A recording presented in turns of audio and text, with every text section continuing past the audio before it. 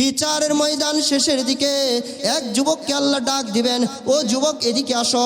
যুবক আল্লাহর কাছে যাবে, যাওয়ার পরে যুবককে আল্লাহ দেখা বলবেন, এই দেখো তোমার আমলনামা, দেখো তোমার নেকি আর বদি বরাবর হয়ে গেছে, তোমার নেকি যতটুকু বদিও ততটুকু, একটা নেকি যদি আনতে পারো, ও যুবক শুনে নাও, আমি আমার রহমতের দ্বারা একটা নেকি যদি তুমি আনতে পারো আমি তোমাকে জান্নাত দিয়া দিব, আর যদি নেকি না আনতে পারো তাহলে তোমাকে জাহান্নামে যেতে হবে। যুবক তখন স্মরণ হয়ে যাবে, দুনিয়াতে তার অনেক লম্বা চড়া অনেক আত্মীয় স্বজন ছিল, যাদের বিপদে তিনি দাঁড়াইছিলেন এবং তারাও তার বিপদে দাঁড়াইছিল। ওই যুবক বলবে, আল্লাহ একটু সুযোগ দাও, দুনিয়াতে তো আমার অনেক আত্মীয় স্বজন আছে, তাদের কাছে যাই, হয়তোবা আশা করি একটা নেকি আনতে পারবো। আল্লাহ বলবেন, যা রে যুবক যা, তোকে আমি অনুমতি দিয়া দিলাম। ওই যুবক তখন ঘুরতে থাকবে, হাসরের ময়দানে ঘুরতে ঘুরতে ভাইয়ের সাথে সাক্ষাৎ হয়ে যাবে।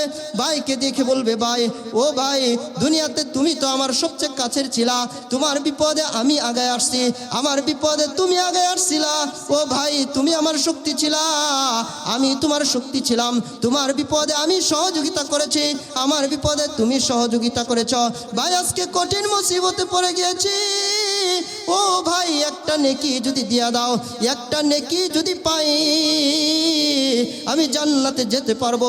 ভাই বলবেন, না না, আজকে তো নেকি দেওয়া যাবে না, জানি না আমার কি অবস্থা হয়। যুবক ঘুরতে থাকবে, কার কাছে নেকি পাবে?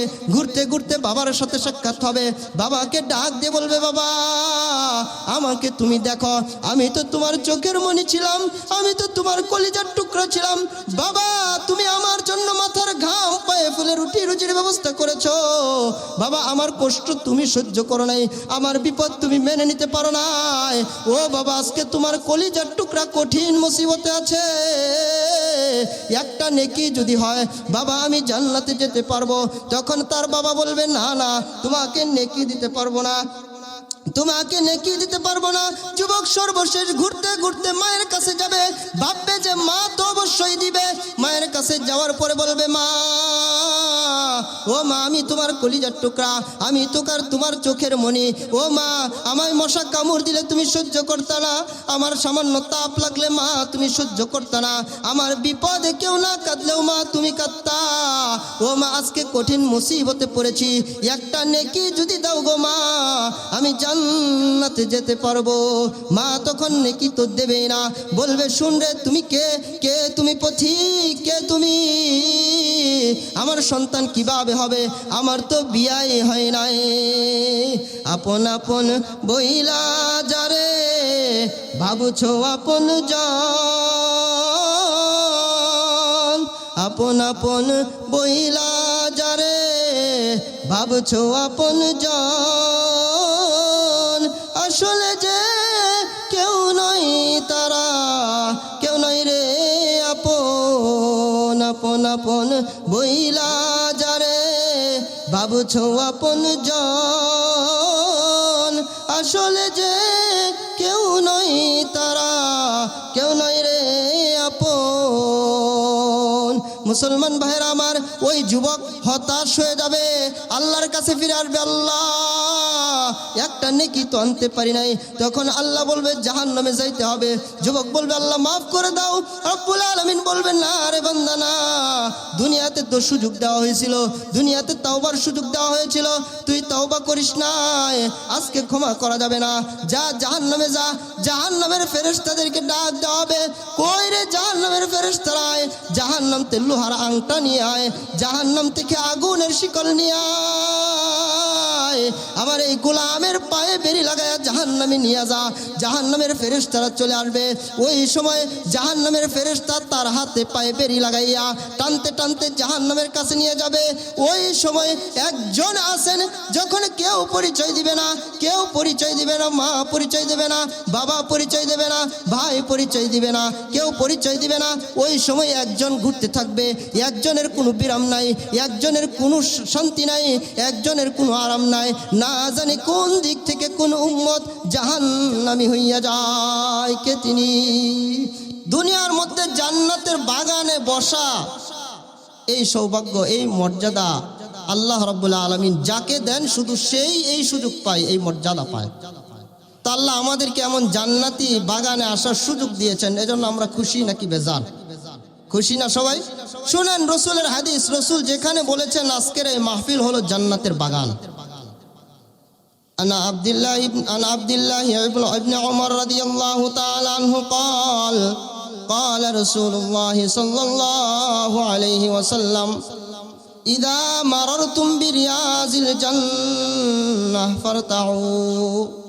আব্দুল্লাহ ইবনে উমর রাদিয়াল্লাহু আনহু থেকে বর্ণিত হাদিস, নবী আমার ডাক দিয়ে বলেন, এ সাহাবীরা শুনো, ইদা মাররতুম বিরিয়াজিল জান্নাহ, যখন দুনিয়াতে জান্নাতের বাগানগুলো দিয়ে তোমরা যাইতে থাকো, যখন দুনিয়ার জান্নাতের বাগানগুলো তোমরা অতিক্রম করো, ফারতাউ,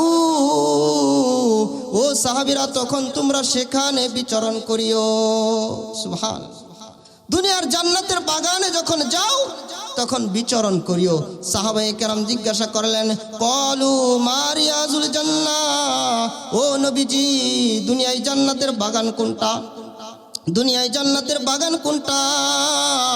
নবী আমার ডাক দিয়ে বলেন, শুনো, দুনিয়াতে জান্নাতের বাগান হইল হিলাকুজ জিকরি, দুনিয়ার জিকিরের মজলিসগুলো হইল দুনিয়ার জান্নাতের বাগান। সুবহানাল্লাহ।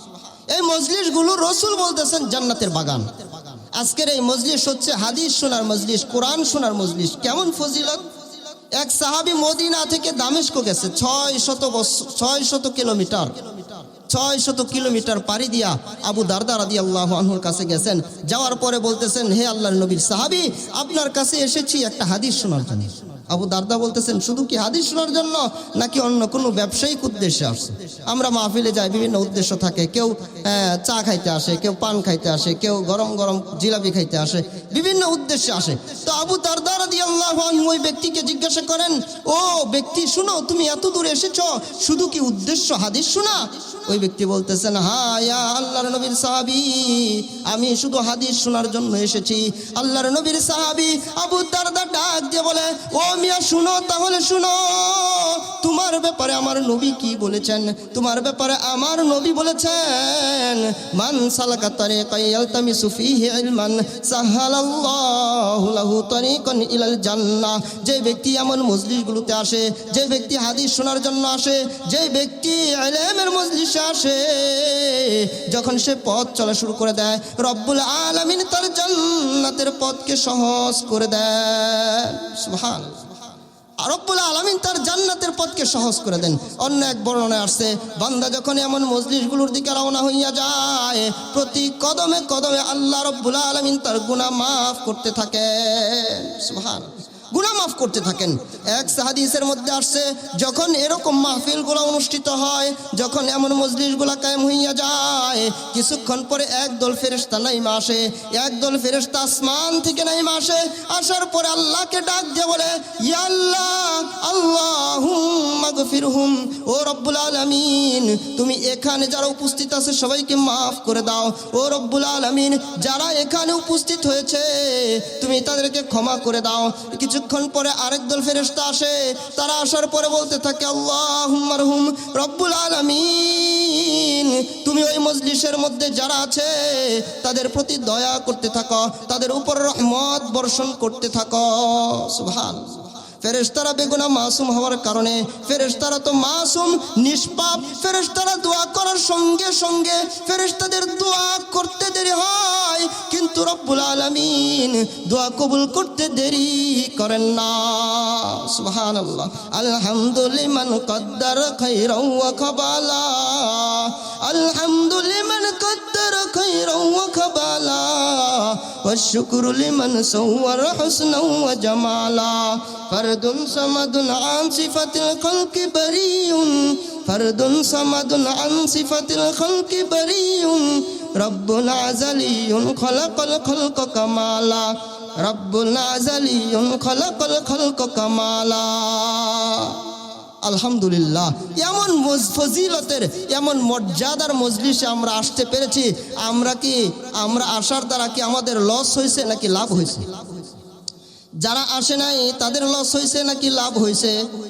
যারা ঘরে শুয়ে আছে, দোকানে বসে আছে, ফেরেশতারা কি তাদের মাগফিরাতের জন্য দোয়া করে নাকি যারা বসেছে তাদের মাগফিরাতের দোয়া করে?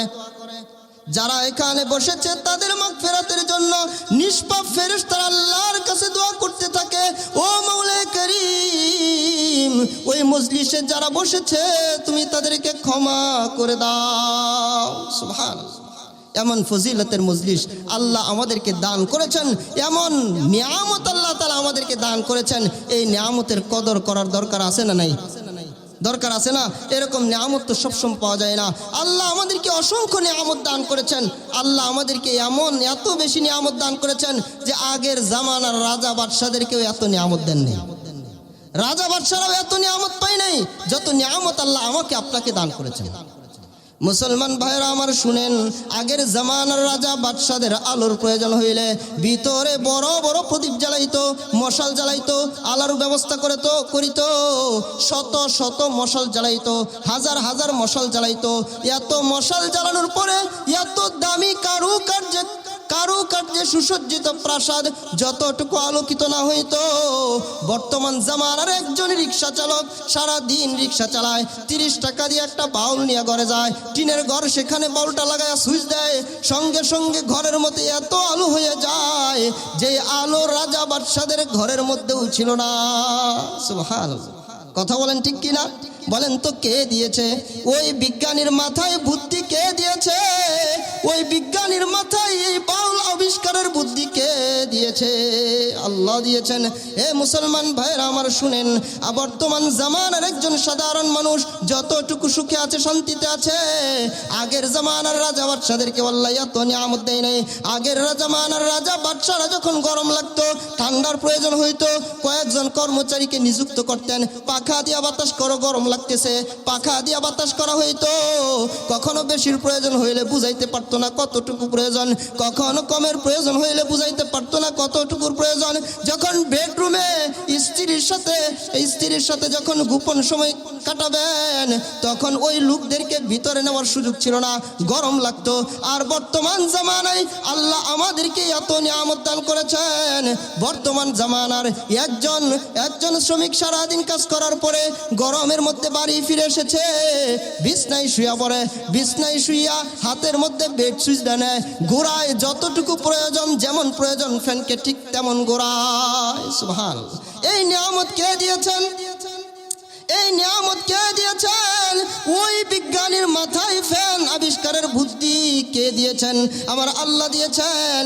এমন যদি বিচার বিশ্লেষণ করেন, এমন বিচার বিশ্লেষণ করলে দেখবেন আল্লাহ বর্তমান জামানার মানুষকে যত নিয়ামত দিয়েছেন, আগের জামানার রাজা বাদশাদেরকেও এত নিয়ামত দেন নাই।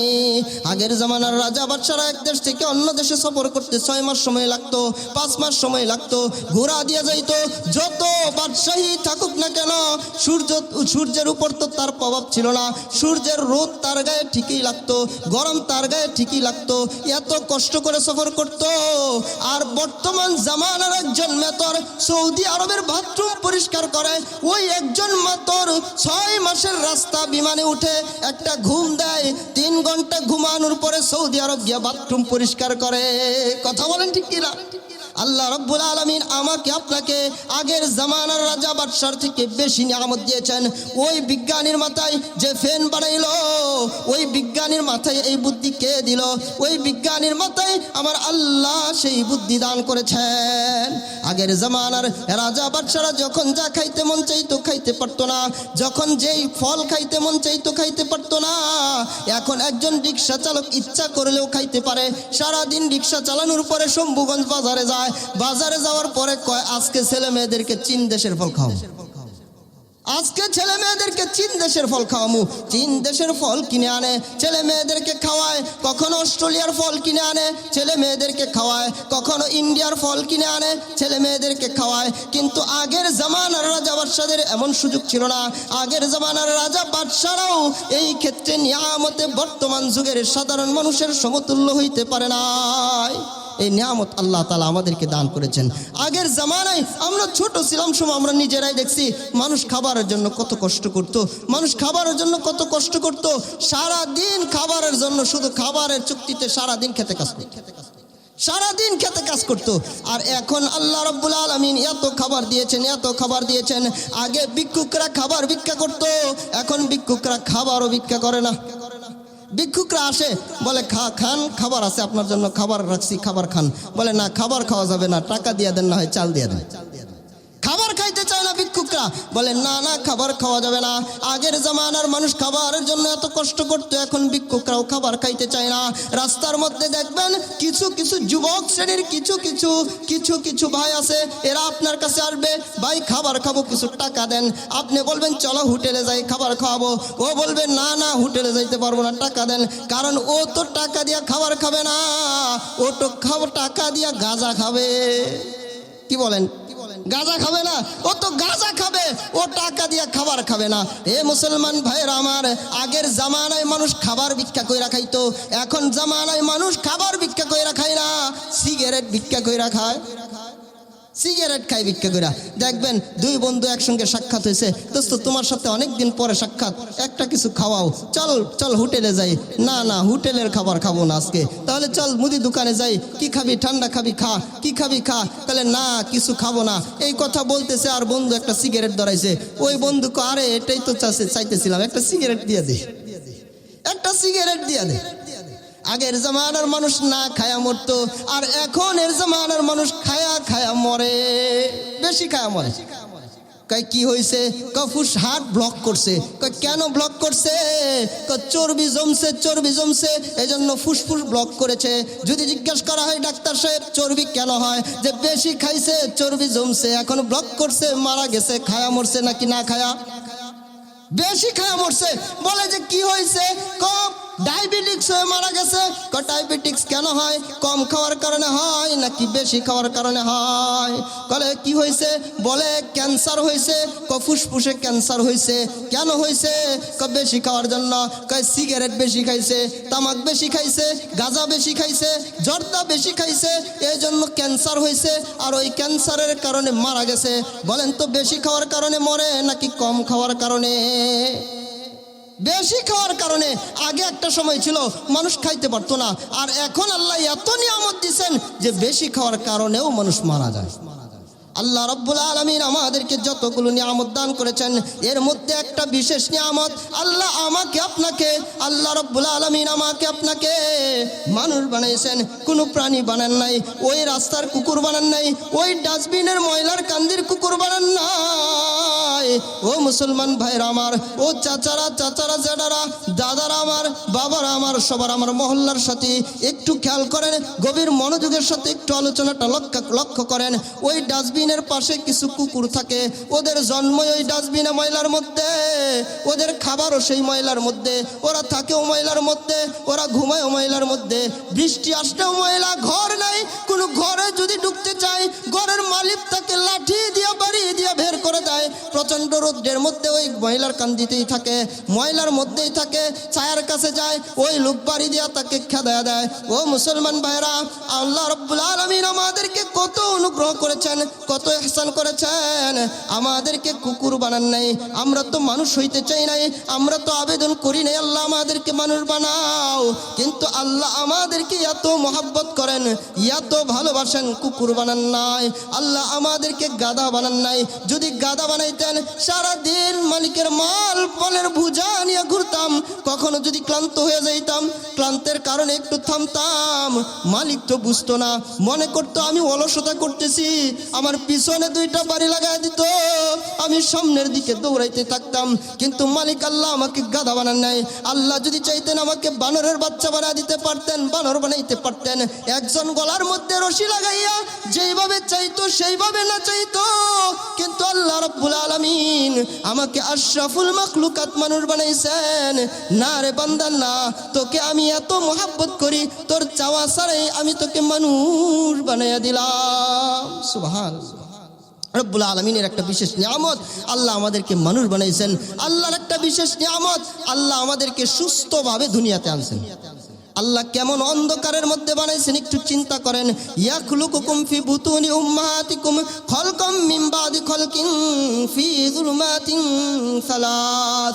রব্বুল আলামিন আমাদেরকে, আপনাদেরকে, আমাদের সকলকে মায়ের পেটের ভিতরে ত্রিবিধ অন্ধকারের মধ্যে সৃষ্টি করেছেন, অন্ধকারের মধ্যে বানাইছেন। একটা হয়েছে মায়ের পেটের অন্ধকার, আবার তার ভিতরে মায়ের রেহেমের অন্ধকার, তার ভিতরে আবার আলাদা একটা পর্দা আছে, যেই পর্দার ভিতরে বাচ্চাগুলো থাকে, ওই পর্দার অন্ধকার। ত্রিবিধ অন্ধকারের মধ্যে আল্লাহ আমাকে আপনাকে বানাইছেন। কেমন কারিগর, কত সূক্ষ্ম কারিগর, কত মহাব্বতের সাথে বানাইছেন, কত মনোযোগের সাথে বানাইছেন। এত অন্ধকারের মধ্যে বানাইছেন। লোডশেডিং হয় দেখি আমরা, লোডশেডিং এর কারণে অনেক বড় সিনিয়র মিস্ত্রিরা কাজ বন্ধ করে দেয়, অন্ধকারের কারণে কাজ বন্ধ করে দেয়। কিন্তু ত্রিবিধ অন্ধকারের মধ্যে লোডশেডিং এর উপরে লোডশেডিং, তার উপরে লোডশেডিং, সেখানে রব্বুল আলামিন আমাকে আল্লাহ, আপনাকে আল্লাহ বানাইলেন, কিন্তু কোনো প্রকারের ত্রুটি রাখেন নাই। সুবহানাল্লাহ, কোনো ধরনের ত্রুটি রাখেন নাই আমাদের মধ্যে। যেখানে হাত লাগাইলে আমাদেরকে দেখতে সুন্দর দেখাইতো, যেখানে হাত লাগাইলে আমাদের উপযোগী হইতো, সেখানেই হাত লাগাইলেন। যেখানে চোখ লাগাইলে আমাদের উপযোগী হইতো, সেখানেই চোখ লাগাইলেন। যেখানে পা লাগাইলে আমাদের জন্য উপযোগী হইতো, সুন্দর হইতো, সেখানেই আমাদের পাগুলো লাগাইয়া দিলেন। সুবহানাল্লাহ। আল্লাহ রাব্বুল আলামিন কোরআন বলেছেন, লাকাদ খালাকনাল ইনসানা ফি আহসানি তাকওয়িম। আমি মানুষকে সর্বশ্রেষ্ঠ সবচেয়ে সুন্দর আকৃতি দিয়ে বানাইছি। বর্তমান সমাজের অনেক বুদ্ধিজীবীরা দেখবেন খালি বুদ্ধি বাইর করে খুঁচায়, শয়তানে খুঁচায় করে। হাত এদিকে না থেকে নিচের দিকে থাকলে কেমন হইতো, পাগুলো উপরে থাকতো, মাথা যদি উপরে না থেকে নিচে থাকতো, চোখ পিছনে থাকতো। এরকম বিভিন্ন ধরনের আল্লাহর সৃষ্টি নিয়ে গবেষণা করতে করতে এমন হয় যে বিপরীত মত পেশ করে যে আল্লাহর থেকে সে বেশি বুঝে, আল্লাহর থেকে বেশি বুঝে। এমন এক বুদ্ধিজীবী উঠছে, ট্রেনে উঠছে, ঢাকা যাবে, ট্রেনে উঠছে। ট্রেন তো অনেক জ্যাম, ট্রেনের মধ্যে অনেক জ্যাম। এখন এই লোকের অবস্থা হইলো, সে একটু হাত পা সরানেওয়ালা লোক, অর্থাৎ সে কাচুমুচু হয়ে থাকতে পারে না, কম জায়গায় শুইতে পারে না। শুইলে একা একটা 6 8 7 হাতের খাট লাগে একা, মানে এরকম এক লোক হাত পাও চারদিকে সরাইয়া দিয়া শুয়ে থাকে। এমন এই লোক ট্রেনে যখন উঠছে, উঠার পরে ভাবতেছে এত গরম, লোক বসার জায়গা নাই। হ্যাঁ, আল্লাহ যদি চাইতো তাহলে তো হাতগুলো চেন সিস্টেম করে দিতে পারতো। এখন চেনের হাতগুলা খুইলা ব্যাগে রেখে দিতাম, পরে কত শান্তি হইতো, কত আরামে থাকতাম। এই লোক এরকম ভাবতেছে যে আরে পাওটা যদি চেইনের চেইন সিস্টেম থাকতো, পাওটা খুইলা ব্যাগে রেখে দিতাম, আরামে থাকতাম। এরকম ভাবতে ভাবতে কিছুক্ষণ পরে পাশের এক সিটের ভাই দেখলো এই লোক তো মোটা মানুষ, খুব ক্লান্ত হয়ে গেছে, একটু বসতে দেই। এই লোককে একটু বসতে দিছে, এমনি ক্লান্ত মানুষ, গরমে আর ঘাইমে আরো দুর্বল হয়ে গেছে। এখন যখন বসছে, বসার সঙ্গে সঙ্গে তার চোখ লেগে গেছে, তন্দ্রা চলে আসছে। চোখটা লাগার সাথে সাথেই সে স্বপ্নে দেখতেছে যে সে স্টেশনে আসছে ট্রেনে ওঠার জন্য। স্টেশনে আসছে, সে স্বপ্নে দেখতেছে আল্লাহ আমাদের সবার হাতগুলো চেন সিস্টেম বানায় দিছে। মানুষ দেখবেন যেটা ভাবে কল্পনায়, কিন্তু স্বপ্নে এটাই দেখে। সারাদিন দেখছে, কল্পনা করছে সে রাজা হইলে কেমন হইতো। এখন ঘুমায় আসে দেখে সে তো রাজা হয়ে গেছে, ঘুমের জগতের সে রাজা। এখন এই লোক দেখতেছে যে আরে ঘুমাইলে, জাগ্রত অবস্থায় ভাবছিল যে হাত পায়ে চেন থাকলে কত ভালো হইতো। এখন সে ঘুমায়ও স্বপ্নে দেখতেছে ট্রেনে যখন উঠতে গেছে, দেখে হাত পায়ে চেন সিস্টেম, ব্যাগ অনেক ভিড়, ব্যাগ একটা সাথে আছে, ব্যাগের মধ্যে হাত দুইটা খুলছে, চেন সিস্টেম যেহেতু খুইলা ব্যাগের ভিতরে ভরছে, বইরা গিয়া ট্রেনে উঠছে, ওইটা বিশ্রাম নিতেছে। হঠাৎ করে ঘুমায় পড়ছে, ঘুমের মধ্যেই ওই স্বপ্নের মধ্যে সে ঘুমায় পড়ছে। খেয়াল করলো যে ঘুমানোর সঙ্গে সঙ্গে মাথার নিচ থেকে ব্যাগটা সরে গেছে, তার ঘুম ভেঙে গেছে। কি হয়েছে টাকা দেখে যে ব্যাগের মধ্যে তার হাত পরে রাখছিল, ওই ব্যাগ নিয়ে তো চুরে দৌড়, ওই ব্যাগ নিয়ে চুরে দৌড়। এই লোক পিছনে পিছনে দৌড়ায় আর আমার হাত, আমার হাত, আমার হাত। ঘুম ভেঙে গেছে। আশেপাশের লোক জনাবাকে, ভাই তোমার হাত কি হয়েছে? এই লোক বলে বুঝতে পারছি, আপনাদের বোঝার দরকার নেই, আমি বুঝে গিয়েছি। মুসলমান ভাইয়ের আমার, আল্লাহ যেখানে যেটা উপযোগী হয়, এখানে আমার হাতের উপযোগী ছিল, এখানে হাত থাকলে সুন্দর হয়। আল্লাহ আমাকে এখানে হাত দিয়েছেন। যেখানে পা থাকলে সুন্দর হয়, সেখানেই পা দিয়েছেন। যেখানে মাথা থাকলে সুন্দর হয়, সেখানে আপনার আল্লাহ আমাদেরকে মাথা লাগাইয়া দিয়েছেন। সুবহানাল্লাহ। আরো অনেক নিয়ামত আল্লাহ দান করেছেন, তার মধ্যে একটা বিশেষ নিয়ামত রব্বুল আলামিন আমাকে আপনাকে আখিরি নবী মুহাম্মদুর রাসূলুল্লাহ সাল্লাল্লাহু আলাইহি ওয়াসাল্লামের উম্মত বানিয়েছেন। এমন নবী আমাদেরকে দান করেছেন যেই নবী বলে যতক্ষণ কোনো উম্মত জাহান্নামে থাকবে ততক্ষণ পর্যন্ত আমি নবী জান্নাতে যাব না। সুবহানাল্লাহ। কত দরদ থাকলে, কত মহাব্বত থাকলে উম্মতের প্রতি নবী বলতে পারেন যে যতক্ষণ একজন উম্মত জাহান্নামে থাকবে আমি নবী ততক্ষণ জান্নাতে যাব না। কেমন মহাব্বত নবীর চিন্তা করেন, একটু খেয়াল করেন, একটু লক্ষ্য করেন। যখন হাসরের মাঠটা কায়েম হয়ে যাইবে, জাহান্নামকে যখন হাসরের মাঠ কায়েম হইয়া যাইবে তখন জাহান্নামকে নিয়ে আসা হবে। রব্বুল আলামিন ফেরেশতাদেরকে পাঠাবেন, জাহান্নামকে নিয়ে আসা হবে। ইউতাবি জাহান্নাম ইয়াউমা ইদিন লা ৭০,০০০ জিমামিন মা কুল্লি জিমামিন ৭০,০০০ মালাকিন। জাহান্নামের মধ্যে ৭০,০০০ লাগাম থাকবে, প্রত্যেকটা লাগামের মধ্যে ৭০,০০০ করে ফেরেশতা থাকবে। ফেরেশতারা টানতে টানতে জাহান্নামকে হাসরের ময়দানে উপস্থিত করবে। হাসরের ময়দানে উপস্থিত হওয়ার পরে জাহান্নাম হুঙ্কার চাটতে থাকবে আর বলতে থাকবে হাল মিন মাজিদ, হাল মিন মাজিদ, আর কি আছে দাও আমার মধ্যে দাও। অন্যদিকে সূর্যটা মাথার একেবারে কাছে চলে আসবে, মানুষগুলো অবাক হয়ে যাবে, মানুষগুলো গরমে সূর্যের তাপে ঘামতে থাকবে। কারো হাঁটু সমান, কারো কোমর সমান, কারো গলা সমান ঘামের পানি হয়ে যাবে। অন্যদিকে রব্বুল আলামিন এত রাগান্বিত হবেন, এত রাগান্বিত হবেন, কোনোদিন আগে এত রাগান্বিত হন নাই, আবার কখনো পরে কোনোদিন এত রাগান্বিত হবেন না। আল্লাহ এত রাগান্বিত হবেন আর বলতে থাকবেন আনাল মালিক আইনাল মুতাকাব্বিরুন আইনাল জাব্বারুন। আজকের এই ময়দানের মালিক আমি, আর কোথায় সেই দুনিয়ার বাদশারা, কোথায় সেই দুনিয়ার ক্ষমতাশালীরা, কোথায় দুনিয়ার অহংকারী ব্যক্তিরা, কোথায়? এভাবে আল্লাহ ডাকতে থাকবেন। একদিকে আল্লাহর ক্রোধ, অন্যদিকে সূর্য মাথার উপরে, অন্যদিকে জাহান্নামের হুঙ্কার। মানুষগুলো বিপদে পড়ে যাবে, হাঁটু গেড়ে মাথা উপরের দিকে বলে তুলে নফসি নফসি করতে থাকবে। এমন একটা মুহূর্ত, কঠিন মুহূর্ত, কোনো নবী যখন সুপারিশ করবে না, ওই সময় নবী মুহাম্মদুর রাসূলুল্লাহ সাল্লাল্লাহু আলাইহি ওয়াসাল্লাম সুপারিশ করবেন। মানুষগুলো সর্বশেষে নবী মুহাম্মদুর রাসূলুল্লাহর কাছে যাবে। সবাই যেখানে বলবে নফসি নফসি, আল্লাহ আমার কি হবে, আমার কি হবে, সেখানে একজন নবী হাসরের ময়দানে মাকামে মাহমুদের মধ্যে সেজদায় পড়ে কাঁদতে থাকবেন, উম্মতি উম্মতি উম্মতি উম্মতি। আল্লাহ আমার উম্মতের কি হবে, আল্লাহ আমার উম্মতের কি হবে। আল্লাহর এত প্রশংসা করবেন যা আগে কখনো করেন নাই, আল্লাহ শিখায় দিবেন, এত প্রশংসা আল্লাহ সাল্লাল্লাহু আলাইহি ওয়াসাল্লাম করবেন। আল্লাহ ডাক দিয়ে বলবেন ইয়া মুহাম্মদ ইরফা রাসাক, ও নবী আপনি আপনার মাথাটা উঠান, আপনি আপনার মাথাটা উঠান। আপনি যার ব্যাপারে সুপারিশ করবেন, যার জন্য সুপারিশ করবেন, আপনার সুপারিশ করতে দেরি হবে, কিন্তু নবী আমি আপনার সুপারিশ কবুল করতে দেরি করব না। সুবহানাল্লাহ। নবী মোর পরশমণি, নবী মোর সোনার খনি, নবী মোর পরশমণি, নবী মোর সোনার খনি।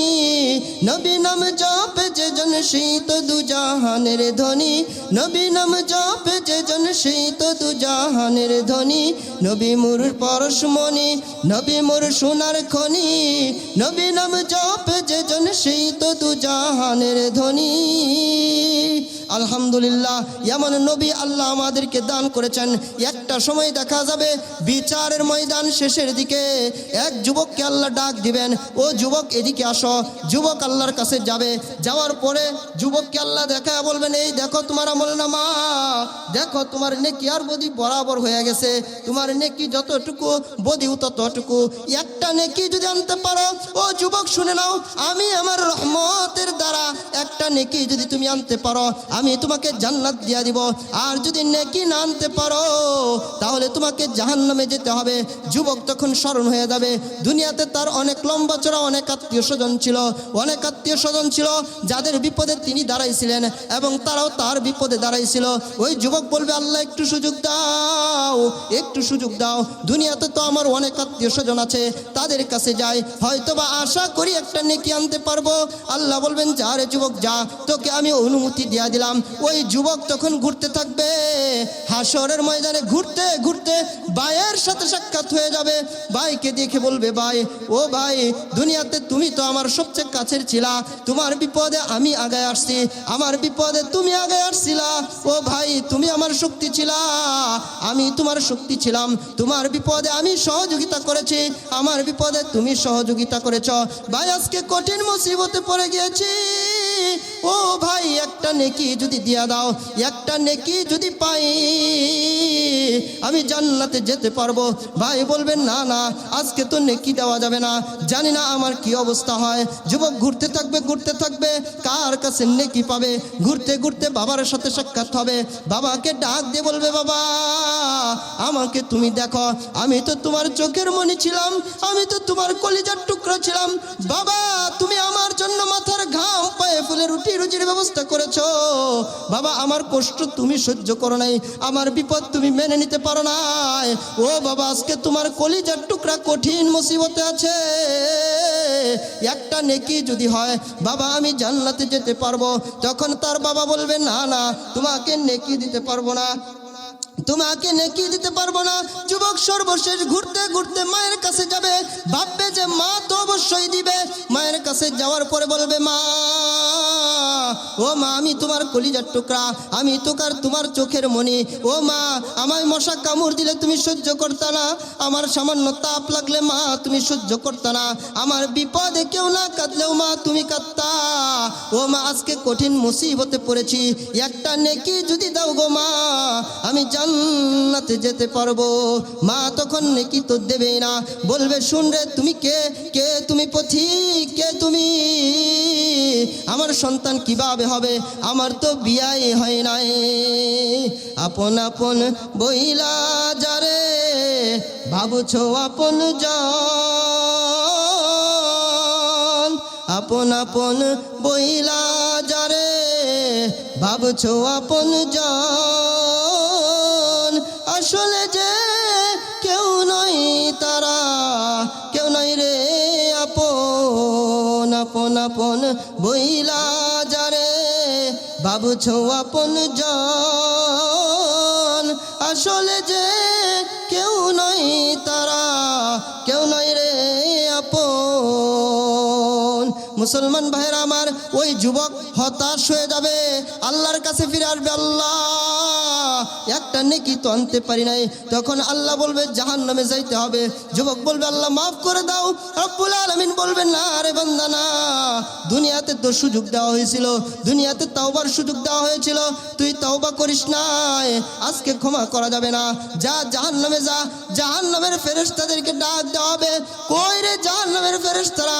জাহান্নাম থেকে লোহার আংটা নিয়ে আয়, জাহান্নাম থেকে আগুনের শিকল নিয়ে আয়, আমার এই গোলামের পায়ে বেরি লাগায়া জাহান্নামে নিয়ে যা।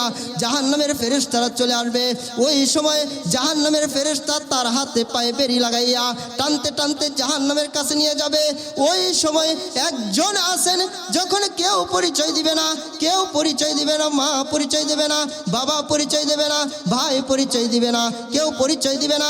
ওই সময় একজন ঘুরতে থাকবে, একজনের কোনো বিরাম নাই, একজনের কোনো শান্তি নাই, একজনের কোনো আরাম নাই, না জানি কোন দিক থেকে কোন উম্মত জাহান্নামী হইয়া যায়। কে তিনি? জোরে বলেন না, কে তিনি? তিনি হলেন মুহাম্মদুর রাসূলুল্লাহ সাল্লাল্লাহু আলাইহি ওয়াসাল্লাম। মুহাম্মদুর রাসূলুল্লাহ দূর থেকে ডাক দিবেন, ও ফেরেশতারা, কাকে নিয়ে জাহান্নামের দিকে যাও? একটু দাঁড়াও, আমাকে দেখাও, একটু দেখাও। নবী মুহাম্মদুর রাসূলুল্লাহ তখন সামনে গিয়া দাঁড়াবে, ওই যুবকের চেহারার দিকে তাকাবে, তাকায়া দেখবে ওই যুবকের ঠোঁট থেকে দুরূদের নূর চমকাইতেছে। সুবহানাল্লাহ। রব্বুল আলামিনকে ডাক দিবেন, ও মাওলা, হতে পারে তোমার এই গোলাম গুনাহ করতে করতে জাহান্নামের উপযুক্ত হয়ে গেছে। রব্বুল আলামিন, তুমি তোমার দৃষ্টি দিয়া তাকাও, তুমি তোমার কুদরতি দৃষ্টি দিয়া দেখো, তোমার এই গোলামের জবান থেকে মুখ থেকে দুরুদের নূর চমকাইতেছে, তোমার এই গোলামের তুতার মধ্যে নবীর সুন্নতের নূর চমকাইতেছে, তোমার এই গোলামের শরীরের মধ্যে সুন্নতের নূর চমকাইতেছে। রব্বুল আলামিন তুমি তোমার গোলামকে জান্নাতে দিয়ে দাও, সুবহানাল্লাহ। তখন নবীর সুপারিশে ওই বান্দাকে, ওই যুবককে আল্লাহ তাআলা জান্নাত দান করে দিবেন। চিন্তা করা যায়, যখন কেউ নাই তখন আমার সঙ্গী, আমার মুহাব্বতের, আমার কাছের একজন পরিচয় দিবেন, তিনি হলেন মুহাম্মদুর রাসূলুল্লাহ সাল্লাল্লাহু আলাইহি ওয়াসাল্লাম। এজন্য সেই নবীকেই ভালোবাসতে হবে, সেই নবীকেই ভালোবাসতে হবে, সেই নবীকেই মহাব্বত করতে হবে। নবীকে মহাব্বত করার তরিকা কি? যে নবীকে মহাব্বত করার পদ্ধতি এইটা না যে খালি মিছিল করলাম আমি আশিকে রসুল, রসুলকে ভালোবাসি মহাব্বত করি, খালি মিষ্টি খাইলাম আর মিছিল করলাম। নবীকে ভালোবাসার পদ্ধতি নবী নিজে শিক্ষা দিয়েছেন, নবী নিজে শিক্ষা দিয়েছেন। মান আহাব্বা সুন্নতি ফাকাদ আহাব্বানি ওয়া মান আহাব্বানি কানা মাই ফিল জান্নাহ। যেই ব্যক্তি আমার সুন্নতকে ভালোবাসে, যেই ব্যক্তি আমার সুন্নতকে অনুসরণ করে, সে আমি নবীকেই ভালোবাসে, সুবহানাল্লাহ, নবীকেই ভালোবাসে। এজন্য সুন্নতকে ভালোবাসি। আল্লাহ তাআলা আমাদেরকে নবীর আদর্শে অনুপ্রাণিত হয়ে নবীর আদর্শকে গ্রহণ করে নবীর সুন্নতকে ভালোবাসার, নবীর ইতাআত করার, আল্লাহর হুকুম আহকামগুলো যথাযথভাবে পালন করার তৌফিক দান করুন। ওয়া আখির দাওয়ানা আলহামদুলিল্লাহি রাব্বিল আলামিন। মুহতারাম সবাই আমাকে চিনেন, আমার জন্য দোয়া করবেন। আমি ইনশাআল্লাহ আপনাদের জন্য দোয়া করি। আল্লাহ রাব্বুল আলামিন আমাদের সবাইকে